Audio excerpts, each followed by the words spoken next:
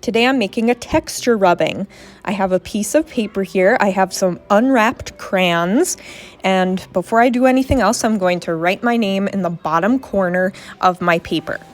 Then I'll pick out a texture plate with textures that I like on it. I can use either side of the texture plate. It's the same texture on both sides. I'm going to place the texture plate under my piece of paper. I can feel it under there.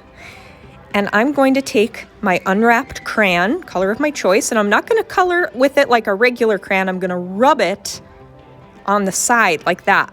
So I'm going to rub it up and down or down and up. I'm holding the paper with my helper hand to keep the paper stable and to keep it from wrinkling as I rub.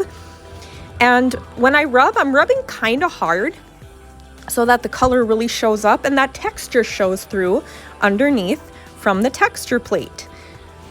And I like to do two colors on top of each other, and sometimes I like to move the paper slightly on the texture plate so that I get even more cool texture. I'm going to choose another texture plate for the rest of my paper here. Put it under my paper and then rub, holding the crayon sideways. So rubbing with the side of the crayon, rubbing kind of hard so that the color shows up. I'm doing lots of different colors.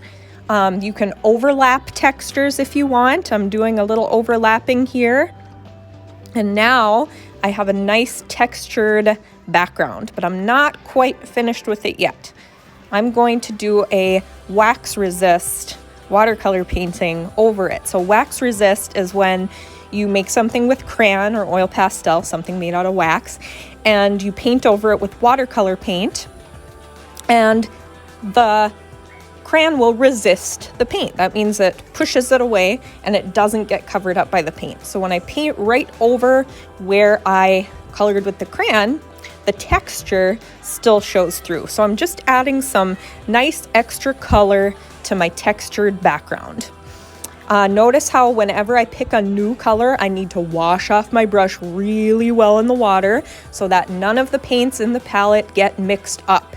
Everybody at school uses these paints, and we don't want to mix them up for the other kids who are going to use them. And of course, you don't want to use mixed up paints too, because they get all muddy and not very bright.